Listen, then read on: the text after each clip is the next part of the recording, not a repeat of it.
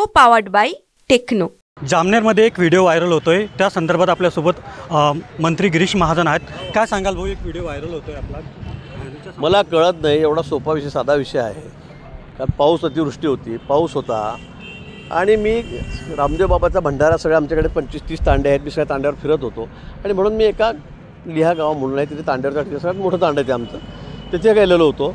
तिथे आमचे जे उपसरपंच आहेत, त्याची बहीण उपसरपंचाची ती मृत्युमुखी पावलेली होती, म्हणून तिच्या घरी मला जायचं होतं। मी मंदिरातून तिकडे जायचं म्हणून गाडी टाकू, तर गाडी जाणार नाही असं मला कार्यकर्त्यांनी सांगितलं, कारण छोटा रस्ता आहे। म्हणून मी कार्यकर्त्याच्या मोटरसायकलवर बसलो आणि तिथून त्याच्या घरी गेलो। आता घरून निघालो असताना, त्या ठिकाणी जात असताना रस्त्यामध्ये थोडंसं उतरती जागा होती आणि डाब होती, त्या डाबमध्ये पाणी थांबलेलं होतं आणि म्हणून त्यांनी गाडी टाकू की नाही, मी म्हटलं ते टाकून जाईल निघून जोरात, आम्ही ती गाडी पाण्यातून काढली।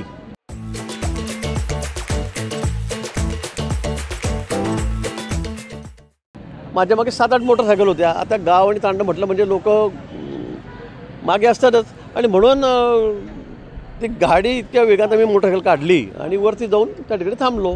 आता याच्यामध्ये काय व्हायरल का काय मला कळत नाही। लिहा तांडा हे 80% भाजपचं गाव आहे। तुम्ही सगळे मतं बघा, तर लोकसभेलाही मतं बघा किती आम्हाला, विधानसभेलाही बघा, सगळी बॉडी आमची त्या ठिकाणी आहे। पण लोकांचं म्हणतं की भाऊ इथे पाणी खूप थांबतं, जरा इथे काही बंदोबस्त करा। तसं 75% गावामध्ये सगळं काँक्रिटीकरण झालेलं आहे आणि म्हणून तिथून मी गाडी त्या ठिकाणी वेगाने घ्यायला सांगितली आणि तेवढ्या डाबपुरती गाडी तिने वेगाने त्या पाण्यातून, म्हणजे तिथे काय 6 इंच पाणी असेल त्या त्याच्यामध्ये, फार जास्त नव्हतं, 6 इंच 7 इंच पाणी असेल, तेवढाच विषय होता। पण विरोधकांनी असं दाखवलं की जसं की काय गावामध्ये काय झालं, काय नाही झालं, मंत्री असून गावाची हालत काय झाली, लोकांचा रोष होता। मला वाटतं असं काहीतरी खोटं नाटं नरेटिव्ह सेट करण्याचा कार्यक्रम विरोधक त्या ठिकाणी करत आहेत।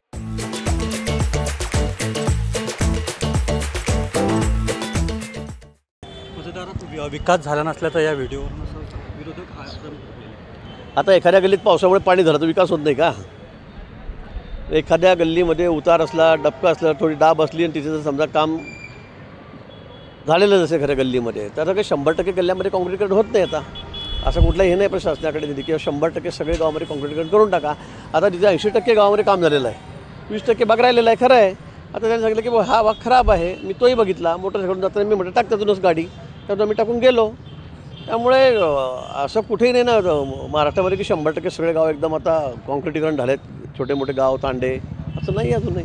आगामी निवडणुकीच्या पार्श्वभूमीवर चित्र व्हायरल होतं, आगामी निवडणूक काय मग निवडणूक आहे तर काय झालं? आता आम्ही एवढ्या पावसात येतो, गावागावात फिरतो, गावातून आम्ही बोटी घेऊन फिरतो, तर मग काय तिथे काय हे असतं का?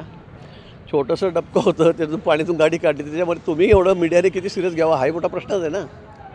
आपण जरा विचार करा ना, एवढ्या मोठ्या गावामध्ये एका ठिकाणी डबकं तुंबलेलं असेल किंवा थोडंसं पाणी ते रस्त्यावर थांबलेलं असेल, तर त्यामध्ये एवढं आगामी निवडणुकीवर काही निवडणुकीचा परिणाम होणार नाही, त्याची काळजी आपण करू नका अजिबात। त्या ठिकाणी त्यांना उत्तर देणार आहे। त्याचं फारच झालं त्यांचं आता, म्हणजे त्यांचा मानसिक एकदम अवस्था त्यांची खराब झालेली सध्या, मला असं वाटतं ते 100% खरं आहे मला असं वाटतं। आतापर्यंत मी थोडा साशंक होतो की थोडेफार बरे असतील, पण आता आपण बघा ते काय काय बोलत आहेत, काय काय बडबड करतायत, म्हणजे त्यांचा तोल गेलेला आहे, नैराश्य आहे, त्यांना पार्टीत कोणी घेत नाही, तिकडे काही त्यांचं राहिलं नाही, त्यामुळे मला असं वाटतं ते असं बोलत आहेत, पण मी त्यांना उत्तर देणार आहे। हे होते गिरीश महाजन, रवी गोरे, TVN मराठी, जळगाव। को पावर्ड बाय टेक्नो।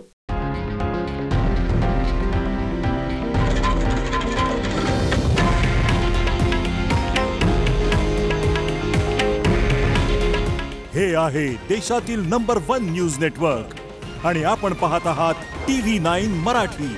काळजी तुमची, हित महाराष्ट्राचं।